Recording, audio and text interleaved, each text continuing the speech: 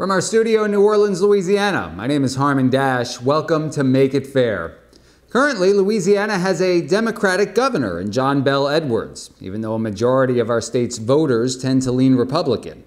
Of course, Edwards had to be a pro-life, pro-gun Democrat, a Democrat whose record in governance was clear of details that could manipulate voters into a perception of deep scandal. But his election was a repudiation of both 8 years of a Republican governor, Bobby Jindal, who left the state's budget in a death spiral, followed by the ethically challenged, highly unpopular Republican candidate, David Vitter. In this case, the Louisiana electorate quite reasonably decided that state was more important than party. A similar occurrence recently went down in the state of Alabama.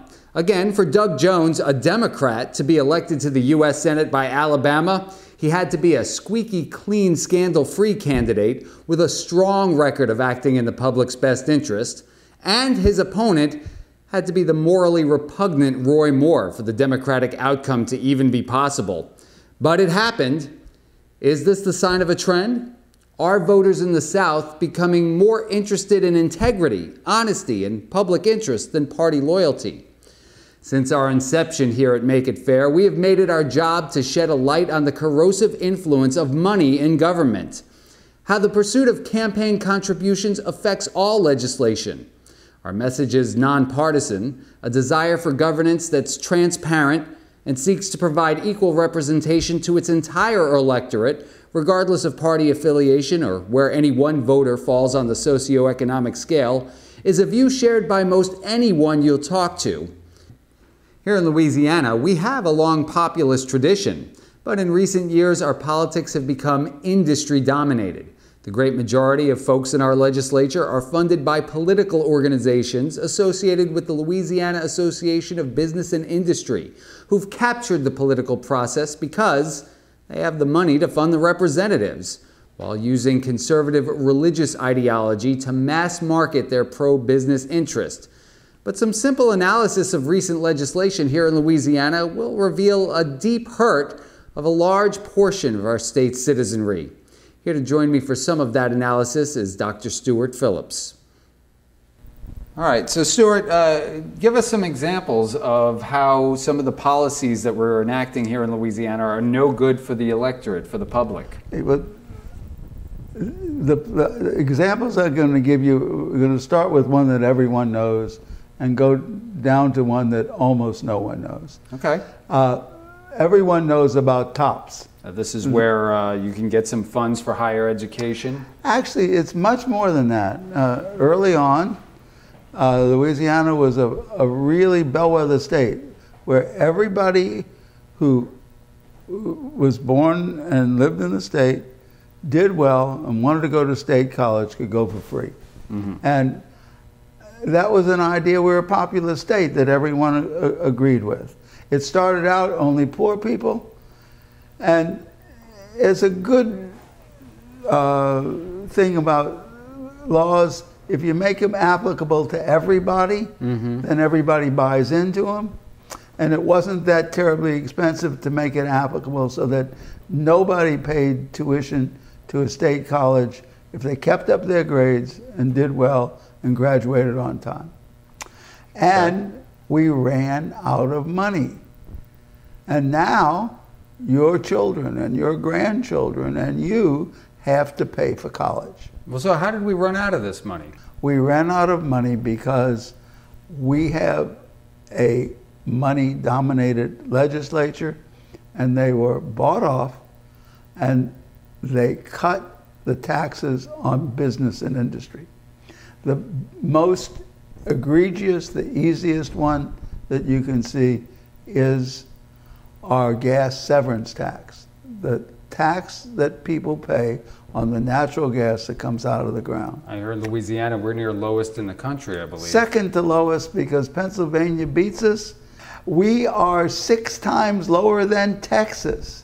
Everybody is always saying we should be like Texas, we should do this, but not this way. But our tax rate on natural gas extraction is 6 times lower than that of Texas? 1/6 of Texas and 1/15 of the top, which is Wyoming.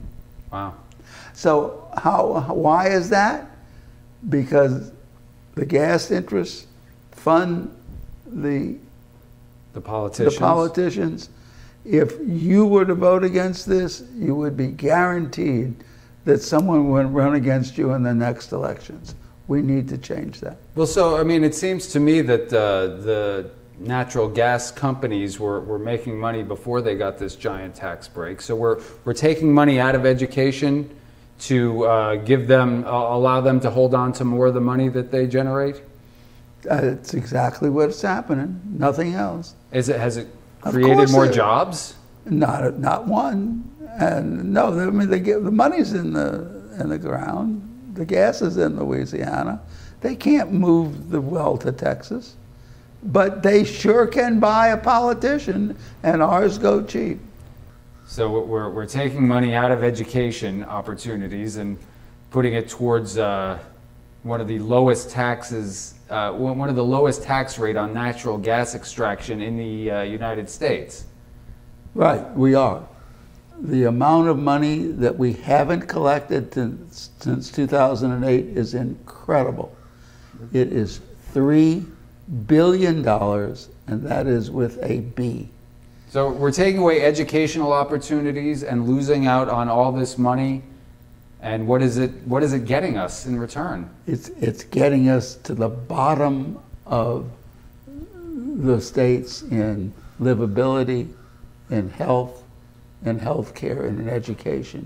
And it's giving us the richest oil people in Texas, because none of those people live in Louisiana. Of course. All right, well, so what's another way in which policy here in Louisiana? Everybody in Louisiana knows that you pay the highest sales tax in the United States.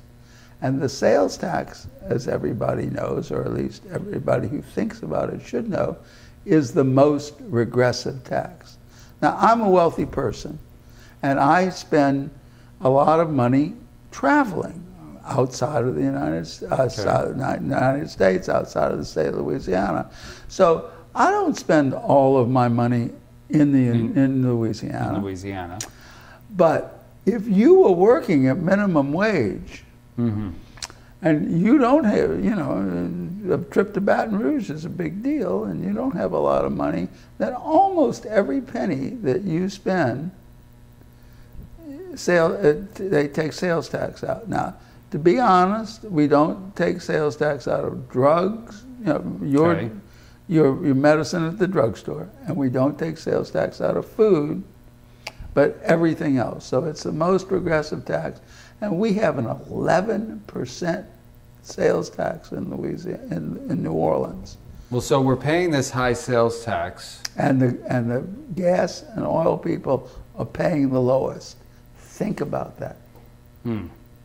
Well, it appears also that we're looking to we're in a vulnerable position here in Louisiana. Our Gulf Coast is eroding. We're kind of disappearing underwater. Is there anything to discuss there in terms of these policies? Sure. We are the state that is most vulnerable to flooding and to sea level rise, and everyone agrees that the sea level rise occurs with global warming, and even the warming skeptics now agree that it's occurring. And almost all of the warming skeptics will tell you that it's man-made. There are very few skeptics left. What now they went from it doesn't exist is to we can't do anything about it. But we obviously can do something about it.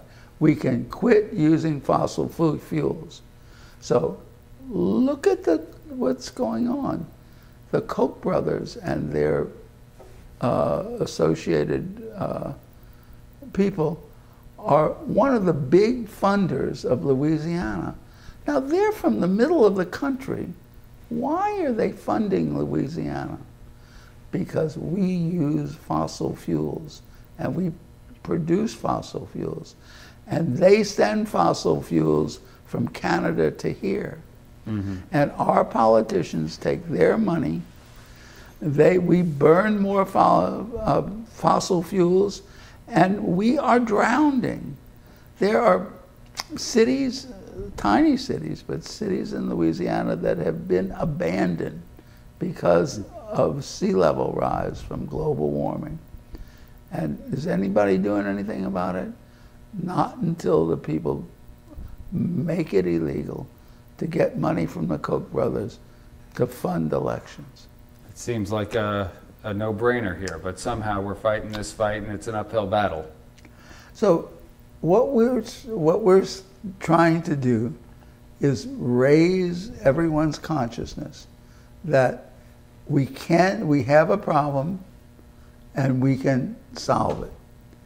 We don't need a revolution. We don't need a shooting war. We need to elect some representatives who are willing to make reasonable laws. And one of the laws is the Anti-Corruption Act. And this is an act that makes it illegal for people who lobby representatives to give them money. And with that, we would take away a lot of this and give the people of Louisiana a chance to have an honest government. But it's time for Louisiana. If Alabama did it, if we have a Democratic governor, we can have a Democratic legislature or an independent legislature or a make it fair legislature that doesn't tax the people, taxes the oil companies, doesn't help us drown, but stops the use of fossil fuels and funds public education so that our children can compete in the world. Of course, these are just some of the ways our state has shaped policy that result in less than optimal outcomes in terms of public interest. Can you think of any others?